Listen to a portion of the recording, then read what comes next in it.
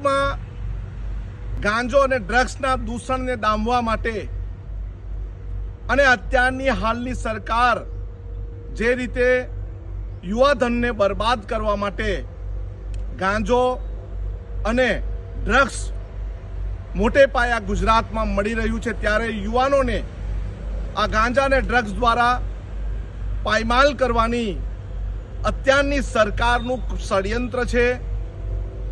આ ગાંધીના સરદારના ગુજરાતમાં ડ્રગ્સ અને ગાંજાને જો નાથવું હોય, એના પર જો કાબુ મેળવવો હોય તો